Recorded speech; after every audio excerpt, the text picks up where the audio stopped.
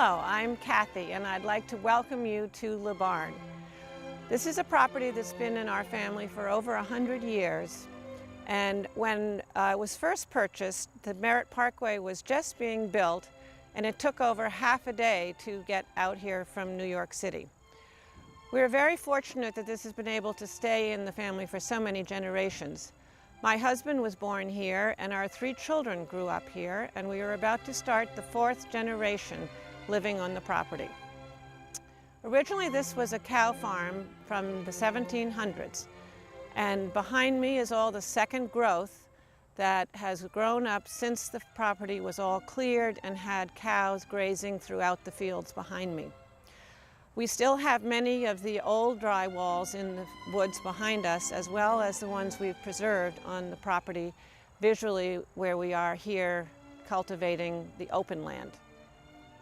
The property originally had maybe 25 outbuildings of the cow barns, the chicken coop, the potting shed, a laundry house, a baking house.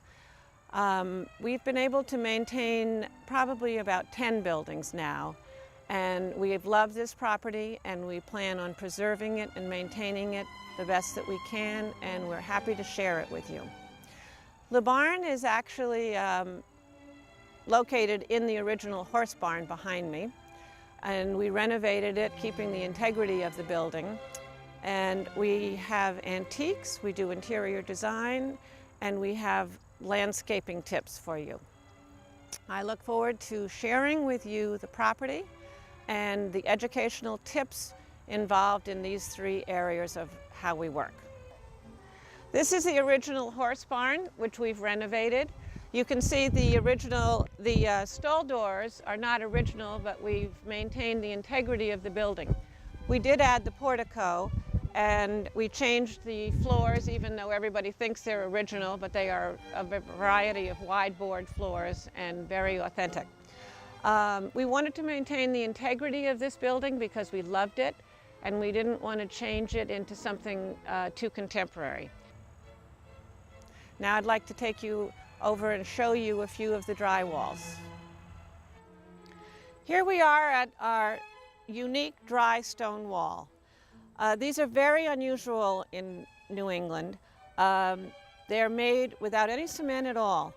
Most walls today are made with a solid cement and then faced with stone, or else they take the stones and they work cement in between them to hold it. These are made totally freehand. Each stone is selected for its size and its shape in order to fit together, and the wall stays solid without any help from cement. All of this land behind me is second growth. That was all cleared in the 1700s, and this was a cow farm, and these were cow pastures. If you walk in the woods, you'll still find remnants of the original dry stone walls. We've been very caring about these walls and continue to preserve them and maintain them so that the history of the property is still authentic. Behind me, you're seeing all this second growth of trees, and we have not had any cold weather.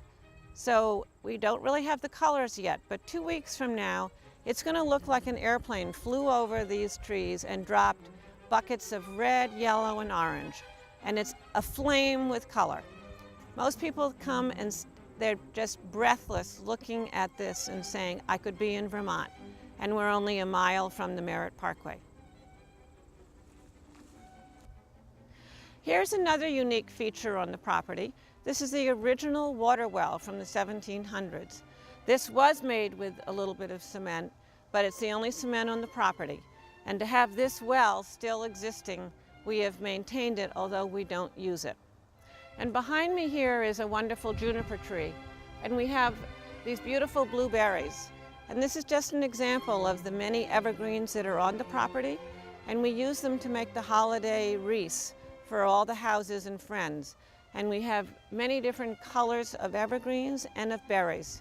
And that's part of the history of the property that we love.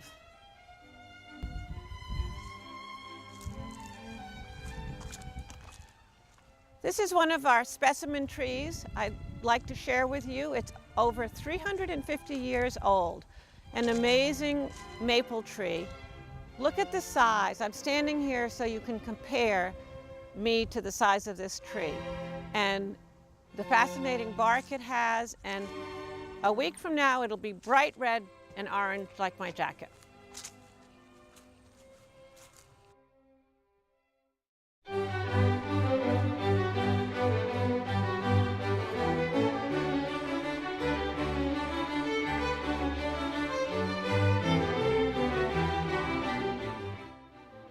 I'd like to talk with you for a minute about the history of being an antique dealer.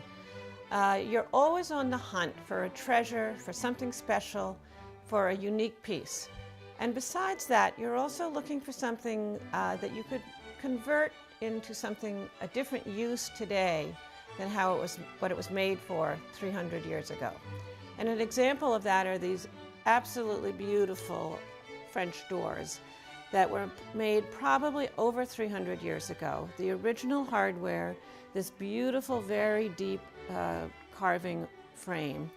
These were originally from an old armoire, and today they could be made into a kitchen cupboard, spectacular storage unit.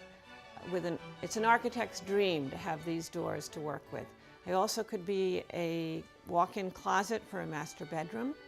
And who knew 300 years ago when they made these doors that they would end up in Stamford, Connecticut, ready for an architect to install into your house. And I'd like to show you in the other barn a few other treasures that I want to share with you. Now you're in the original horse barn of the property, and I'm going to continue to show you some interesting transitions. Here is actually an early American toolbox. You can see the places where the saws were. This actually make a wonderful piece on a hall table where you can put mail, messages, or even flowers on a dining room table. It has many uses today that certainly aren't involving tools. Another transition is this beautiful lamp. This was a balustrade, a wooden balustrade on a balcony in France. And I have a pair of these, and they have character, warmth, and a lot of history. Speaking of history, these are what we call French confit pots. They were from the farms, and they were filled with the duck confit in the fall, stored in the larder, and come to the winter they would pop them out into the oven, and they have a wonderful dinner. But the glaze and the pottery is absolutely exquisite. And today they're used to hold kitchen utensils, to hold dried flowers, just decorative in a bookcase. They're a wonderful addition in a room.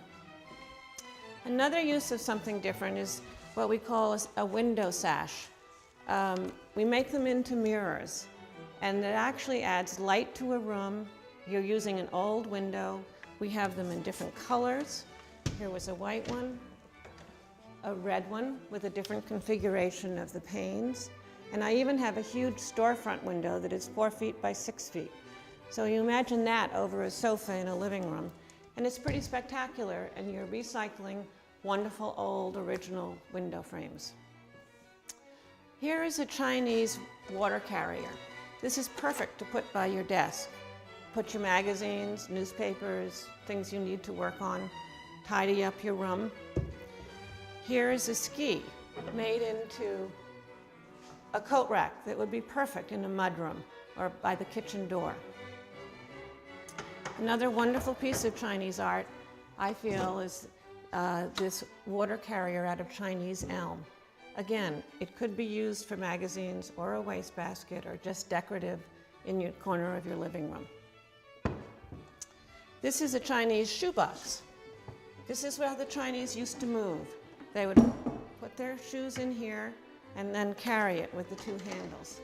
But it is actually a perfect end table next to a little chair, next to a sofa, when you don't want another table, but you can put your book on it, glass of wine, cup of tea. Very useful to have a table without legs. Here's an example of refitting an armoire. Looks like just a simple pine armoire from France. But you open it up and you have a beautiful bar or display. Something totally unique and you won't find anywhere else. Now I'd like to take you upstairs and show you a couple more things. You all have an iPad or a laptop. This is the old version of a laptop. From about the early 1800s in England, a beautiful leather-top writing desk that they used to travel with. It folds up, and they would take it on their trip on a train or a boat, and we've made it into a little side table. And here's another example, a Chinese rice carrier. They would fill it with rice and carry it to the field. And instead, we are using it as another side table for your book, without a table without legs. I'd like to share with you a few other pieces from different countries. This is actually from Tibet, hand-painted piece made in the 1700s. Think of it, how long ago. No hinges, no metal. It actually has hinges, it has wooden hinges. All made by hand, hand-painted. Absolutely exquisite. Another piece is this Biedermeier chest, and note the ivory handmade escutcheons around the keyholes. This is Biedermeier from Austria in the early 1900s. And here we have a beautiful French piece, actually used to age cheese and keep bakery goods. This is a mesh, the original mesh door that let the air circulate. And this piece is from the 1700s also, and was used in the kitchen to take care of their food, and today as a beautiful table.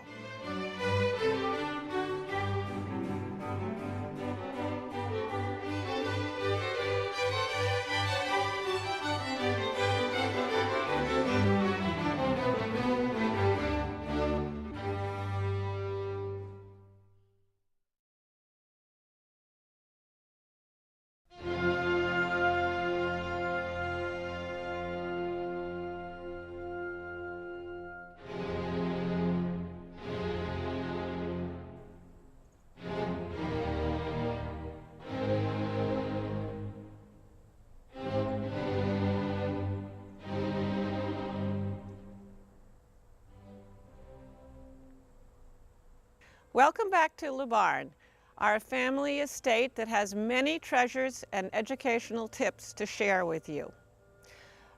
I'd like to take you inside the barn to see and learn about furniture restoration and taking care of all the pieces of furniture that you may have in your house. Hello again. We're now in one of the barns on the property. And I'm going to introduce you to Ken, our professional woodworker who does all the restorations and refinishings.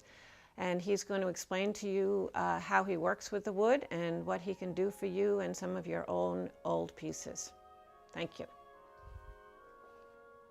Hi, my name is Ken. I'm Kathy's professional woodworker. And one of the things I need to know to maintain the furniture is the history of the piece, where it's gone from a raw piece of wood that's been manufactured and made into something and had a function. This one at one point was for holding wine, now it holds some of my tools.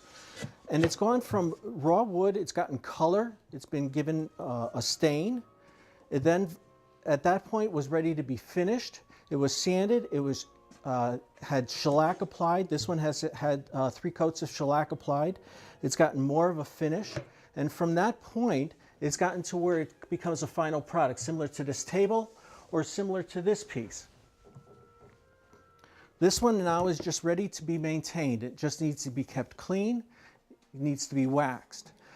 I'll show you in a little while a piece that wasn't maintained and that's going to have to be refurbished. So here we are. This is my workshop, and here's an example of a family heirloom that wasn't maintained. They didn't take care of this. The veneer was coming off. I've started working on the drawer. I've took the whole front off. Here's an example of a mirror that wasn't taken care of at all. With a little bit of time and patience and some love, I'll be able to bring this back to its original state. I spoke to you about the art of finding a piece of antique and making it into something different. This is an old, rusty grate. We call them grates from France. They could be from a door, from a window, from a balcony. But with a little imagination, you can clean it up and design something really unique, like this console. And this could become one also. We have them in all sizes and shapes, and they can be coffee tables, bedside tables, consoles, or buffets.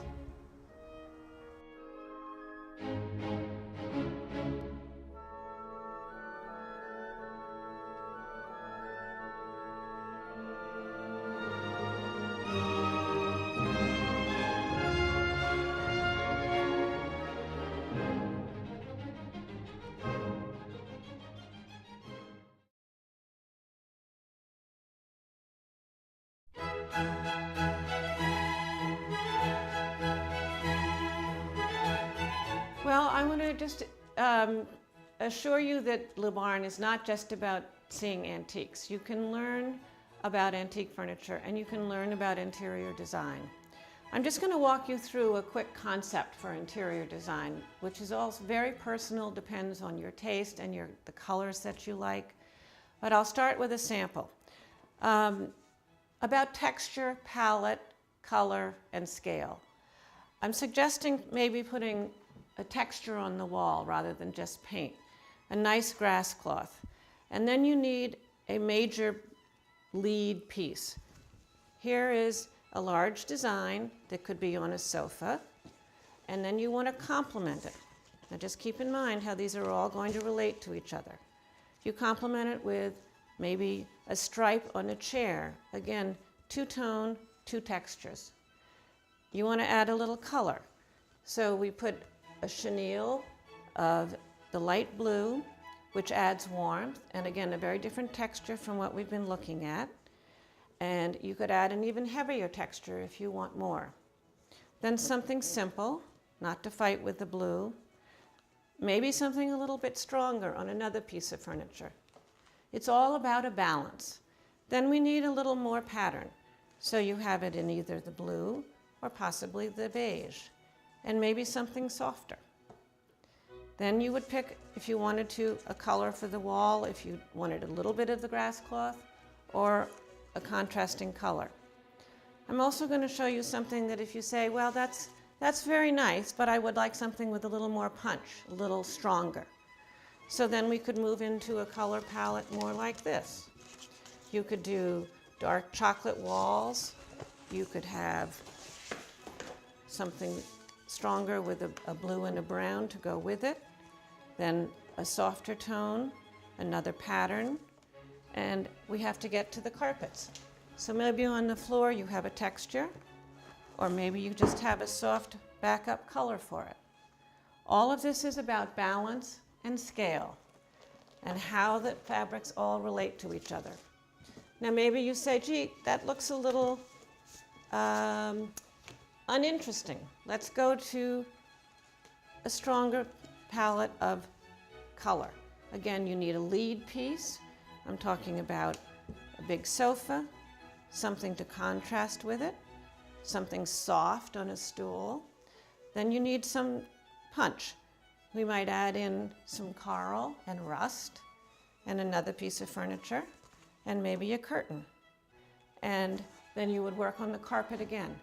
All of this comes together with your input and our input to get you exactly what you like. And sometimes you need even a contrasting punch, and a good piece is some colored glass.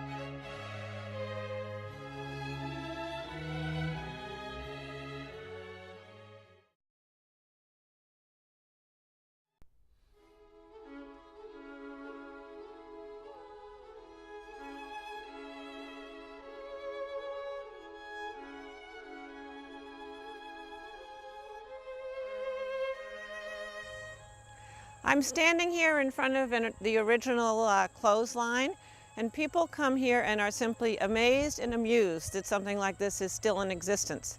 But the aroma the clothes have is totally different from Downy and the electric dryer. I'm leading into talking about your landscaping, because you can have a wonderful house, but if you haven't thought about the outside, you're not going to get the true pleasure from your property. There's so many landscaping tips to share with you about how to make your house special for you, from the outside and the inside. So we're here to teach you a little bit about the outside of your house as well as the inside of your house. There are 4 seasons that your house has to appeal to you. You want to add elements of great interest. For instance, rather than just a straight wall, we made this a serpentine wall. It's a little more graceful, it has curves, it has shadows, it picks up light, and it's more interesting than just making a simple straight wall. There are all kinds of architectural elements that you can put into a garden with statues and interesting old furniture. You want to have your eye pleased all the time you look out your window or that you approach your house. Now I just want to talk about the 4 seasons for a minute. Trees have different color barks, so that when the leaves are off in the winter, you would have evergreens, of course, and again different shades of evergreens.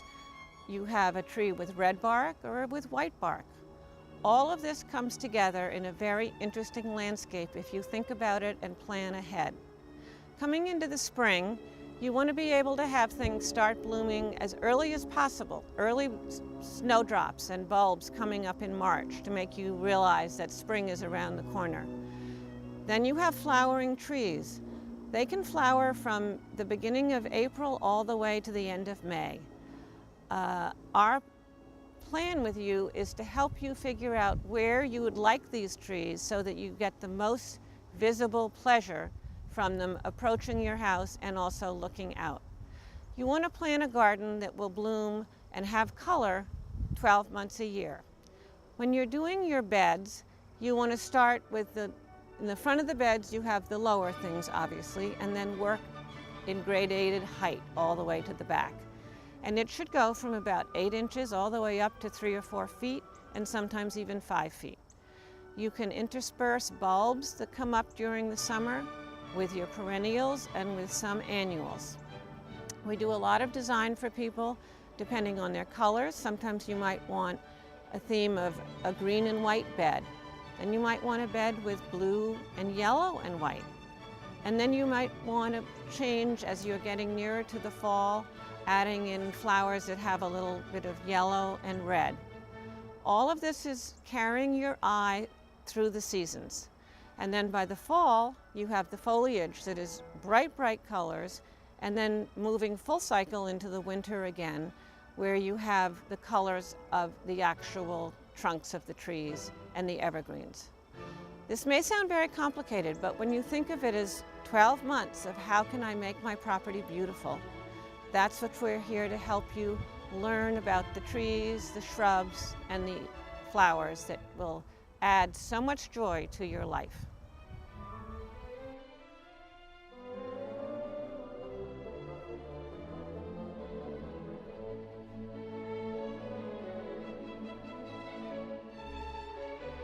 Well, I hope you've enjoyed your visit here at Le Barn, and I think you can see that this is more than just looking at antiques or going shopping. This is a life experience and a chance to learn more about the history of Connecticut, the history of farming, the history of antiques, the art of interior design, and landscaping. All of this Nana and I are happy to share with you, and please call us if you'd like any more information.